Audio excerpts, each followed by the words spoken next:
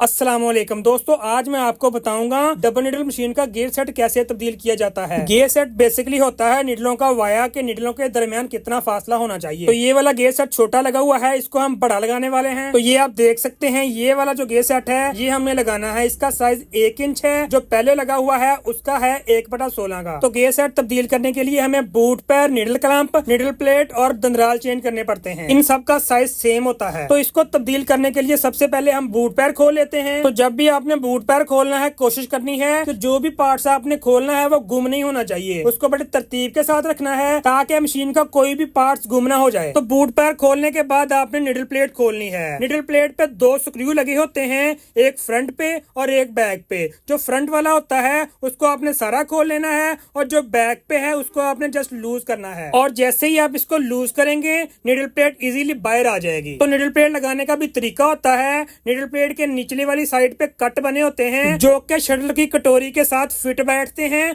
और इसकी सेटिंग और एडजस्टमेंट होती है। तो मैं गियर सेट तब्दील करने के बाद इसकी सेटिंग भी आपको बताऊंगा। उसके बाद आपने इसके दंदराल खोल लेने हैं। दंदराल को 2 mm की या 2.5 mm की हल्की लगी होती है। हल्की के 2 बोल्ट होते हैं। जैसे ही आप स्क्रू खोलेंगे दंदराल जो है वो बाहर आ जाएंगे। तो दंदराल खोलने के बाद जिस पे निडलें लगी होती हैं आपने निडल क्लैंप खोल देना है। ये देखिए निडल क्लैंप जो है इस पे चूड़ी लगी होती है, तो आपने इसको लूज करना। लूज करने के बाद ये खुल जाएगा। बेसिकली जो निडल क्लैंप होता है उसके दरमियान जो आपस में फासला होता है उसके साथ ही शटल की टाइमिंग की जाती है। जैसा कि आप देख सकते हैं ये वाला जो निडल क्लैंप हमने खोला है इसी हिसाब के शटलों की टाइमिंग हुई है। अब हम बड़ा निडल क्लैंप लगाएंगे। तो बड़ा गियर सेट लगाने के लिए शटल का वाया होता है उसको भी ज्यादा करना पड़ता है, क्योंकि जिस हिसाब से निडलें होती हैं उस हिसाब से शटल होंगे तभी मशीन स्टिच लगाएगी। तो इसको ठीक करने के लिए शटल का वाया हम थोड़ा सा खोल के साइड पे कर लेंगे, क्योंकि शटल खुलेंगे फिर ही इसके अंदर जो दंदराल हैं वो फिट होंगे। उसके बाद हम निडल क्लैंप लगाएंगे और फिर दंदराल और निडल क्लैंप की सेटिंग होगी। तो दंदराल लगाने के लिए सबसे पहले हमें हेड उठा के शटलों को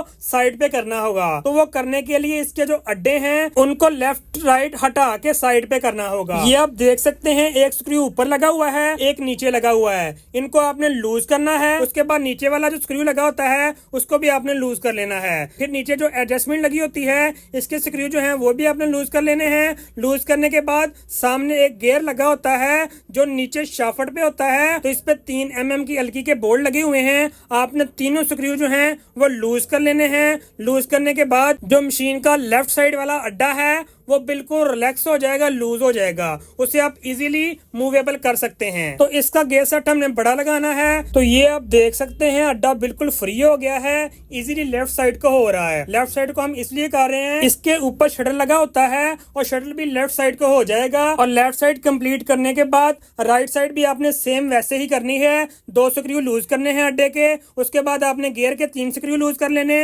लूज करने के बाद अड्डे को आपने राइट साइड पे कर लेना है। तो ये आप देख सकते हैं निडलों का जो वाया है शटर काफी दूर हट गए हैं। तो अब हम दंदरालों की फिटिंग कर लेते हैं। दंदरालों पे हल्की के बोल्ट लगे होते हैं वो आपने नॉर्मल से टाइट कर लेने हैं। उसके बाद आपने क्लैंप को टाइट करना है। क्लैंप को आपने सेम ही वैसे टाइट करना है जैसे आपने खोला था। उल्टी साइड पे आपने खोला था और राइट साइड को आपने इसको टाइट कर देना है। तो क्लैंप को टाइट करने के बाद आपने क्लैंप के साथ जबरदस्ती नहीं करनी, जितना इजीली टाइट होता है उतना आपने कर लेना है। उसके बाद इसकी अलाइनमेंट और एडजस्टमेंट करने के लिए, तो गज लूज करने के लिए सामने एक स्क्रू लगा होता है क्लैंप का, वो आपने लूज करना है। लूज करने के बाद क्लैंप को आपने बिल्कुल स्ट्रेट सीधा कर लेना है। तो क्लैंप को सीधा करने के बाद अब हम इसकी निडल लगाते हैं। निडल लगाने के लिए जो अंदर वाली निडल होती है उसका कट अंदर वाली साइड पर रख के आपने फिर उसको टाइट करना है। अब हम इसकी बाहर वाली निडल लगाते हैं और जो बाहर वाली निडल होती है उसका जो छोटा कट होता है जिस साइड से टाइमिंग होती है वो कट आपने बाहर की तरफ रख के फिर ही निडल को टाइट करना है। निडल जो है वो दोनों बराबर होनी चाहिए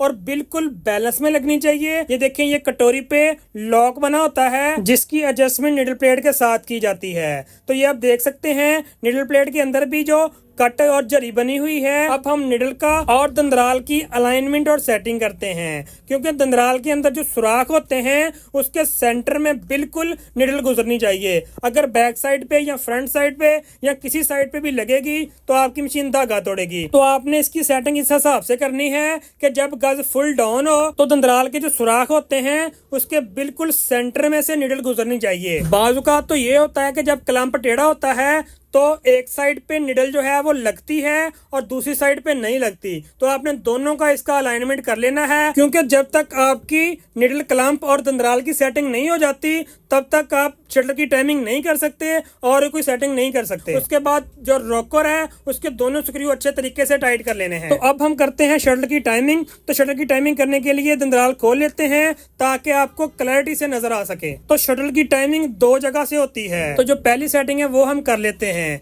जो पहली सेटिंग है वो अड्डे से होती है। अड्डे से हमने सेटिंग ये करनी होती है कि शटल की जो नोक है वो निडल की कट के साथ ना तो टच होनी चाहिए और ना ही ज्यादा फासला होना चाहिए। आपने इस हिसाब से इसकी सेटिंग करने के बाद जो अड्डे के स्क्रू होते हैं मेन बड़े 2 वो आपने टाइट कर लेने हैं। उसके बाद जो गियर पे 3 स्क्रू लगे होते हैं वो आपने तीनों टाइट कर लेने हैं। ये आपने खास ख्याल रखना है कि इसका एक स्क्रू जो होता है वो कट पे होता है, वो आपने कट पे ही टाइट करना है। तो तीनों स्क्रू इस पोजीशन पे ला के आपने फुली टाइट कर लेने हैं। जो लेफ्ट साइड वाला अड्डा होता है उसकी सेटिंग भी आपने सेम वैसे ही कर लेनी है। स्क्रू लूज करने के बाद जो शटल की नोक होती है वो सुई के साथ ना तो टकराए और ना ही ज्यादा फासला हो।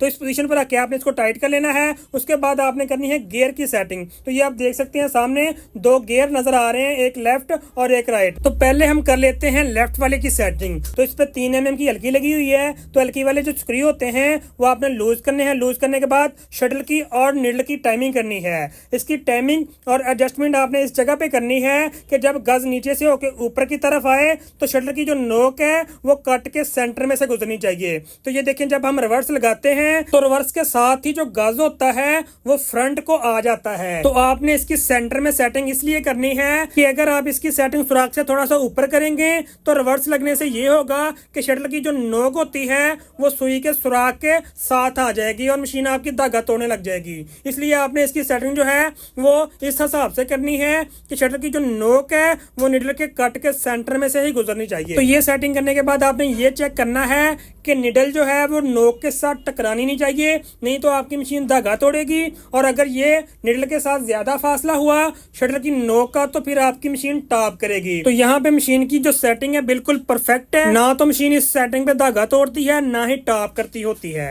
अब मैं आपको बताऊंगा दूसरे शटल की टाइमिंग यानी कि जो राइट साइड पे है उसकी एडजस्टमेंट कैसे करते हैं। तो उसको भी आपने जो गियर वाले स्क्रू होते हैं वो तीनों लूज कर लेने हैं। उसके बाद आपने इसकी सेटिंग करनी है। सेटिंग आपने इस हिसाब से करनी है कि निडल की जो कट वाली जगह होती है उसके सेंटर में से शटल की नोक गुजरनी चाहिए, सेम वैसे ही जैसे आपने पहले वाले शटल की टाइमिंग की। और ये सेटिंग करने के बाद आपने ये देखना है कि आपकी मशीन के जो शटल की टाइमिंग और एडजस्टमेंट हो रही है वो दोनों शटल्स की सेम है, आगे पीछे तो नहीं है। अगर आप सेम पे रख के इसकी सेटिंग करते हैं तो आपकी मशीन ना तो धागा तोड़ेगी और ना ही टॉप करेगी। ये देखिए दोनों की जो पोजीशन है वो बिल्कुल एग्जैक्ट है, दोनों सेम ही टाइम पे धागा पिक कर रही हैं, धागा निडल से उठा रही हैं। तो ये सेटिंग करने के बाद जो नीचे वाले अड्डे के स्क्रू होते हैं और जो क्लैंप के और जितने भी स्क्रू नीचे हैं गियर के आपने सारे अच्छे तरीके से टाइट कर लेने हैं, क्योंकि अगर ये स्क्रू लूज रहे तो आपकी मशीन चलते हुए ये स्क्रू लूज होने की वजह से टाइमिंग और एडजस्टमेंट आउट हो सकती है और मशीन आपकी दोबारा प्रॉब्लम कर सकती है। मशीन धागा भी तोड़ेगी और मशीन टॉप भी करेगी, निडलें भी तोड़ सकती है। इसलिए आपने स्क्रू जो भी खोलना है उसको अच्छे तरीके से फुली टाइट करना है।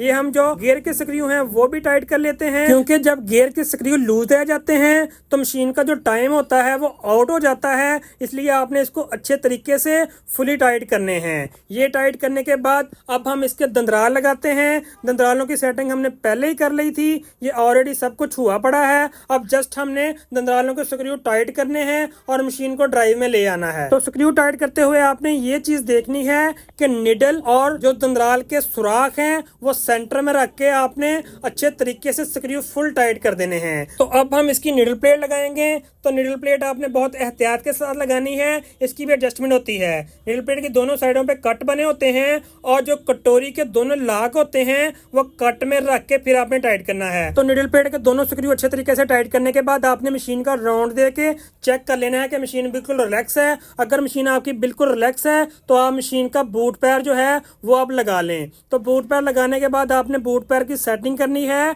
कि बूट पैर के जो सुराख हैं उसके सेंटर में से निडल गुजरनी चाहिए, ना तो निडल लेफ्ट साइड पे लगे ना ही राइट साइड पे, नहीं तो आपकी मशीन धागा तोड़ेगी। तो ये लेफ्ट साइड पे थोड़ी सी निडल लग रही थी तो हमने इसके क्लम्प लूज करके बूट पैर का बिल्कुल सेंटराइज कर लिया है। यहाँ पे गियर सेट की जो फिटिंग है वो बिल्कुल फाइनल हो गई है। यहाँ पे इसकी सेटिंग और जो तरीका था वो मैंने आपको बता दिया है। अब मैं आपको इसकी सिलाई लगा के चेक करवाता हूँ कि मशीन का रिजल्ट कैसा है। तो यहाँ पे हम अब आपको सिलाई लगा के चेक करवाते हैं। तो ये आप देख सकते हैं, जैसे ही मशीन की सिलाई लगाई है मशीन का साउंड जो है वो भी बिल्कुल जबरदस्त किस्म का है और मशीन की स्टिच जो है वो बिल्कुल मोतियों जैसी है। अगर आपको वीडियो अच्छी लगी तो लाइक कर दें और ऐसी ही वीडियोस देखने के लिए हमारा चैनल सब्सक्राइब कर दें और बेल आइकन के बटन को प्रेस कर दें ताकि आपको आने वाली वीडियो आसानी से मिल सके। अल्लाह हाफिज।